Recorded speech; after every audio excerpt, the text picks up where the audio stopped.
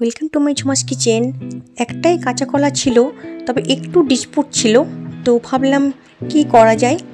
মাথায় একটা আইডিয়া এলো, একমাত্র বাটা করলে তাহলে এটা খেতে বেশ টেস্টফুল লাগবে। তাই আমি কাঁচা কলা খোসা সমেত বাটা রেসিপি শেয়ার করব। নিরামিষভাবে বানালেও খেতে টেস্টফুল লাগে, বাট কলাটা যেহেতু ডিসপুট, তাই আমি আজ আমিষ পদ্ধতিতেই বানাবো।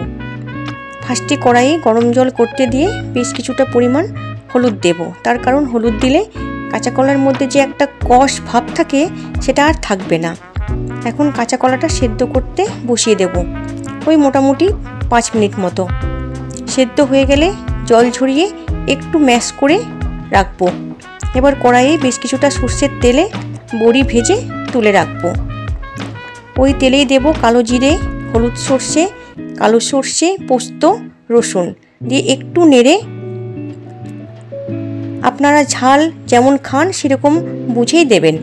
আমাদের বাড়িতে ঝাল সবাই কম খায়, তাই আমি একটা শুকনো লঙ্কা, একটা কাঁচা লঙ্কা দিলাম। এরপর পেঁয়াজ দিয়ে একটু নেড়ে ম্যাশ করে রাখা কাঁচা কলা খোসা সমেত দিয়ে ধনেপাতা রাফলি কেটে দিয়ে পরিমাণ মতো হলুদ, টেস্ট অনুযায়ী নুন, টেস্টে ব্যালেন্সের জন্য মিচড়ির গুঁড়ো দিয়ে সব একসাথে ফ্রাই করে উঠিয়ে রেখে ঠান্ডা করে শিলে বেটে কড়াইয়ে আবারও কিছুটা সর্ষের তেলে বাটা ফ্রাই করে প্লেটে উঠিয়ে রেখে ওপর থেকে কাঁচা সর্ষের তেল আর ফ্রাই করে রাখা বড়ি ভেঙে গার্নিশ করে দেব। এই বড়ি দেওয়ার কারণে এই রেসিপির টেস্ট দ্বিগুণ বেড়ে যায়, কারণ কাঁচা কলা বা লাউয়ের সাথে বড়ি খুব ভালো যায়।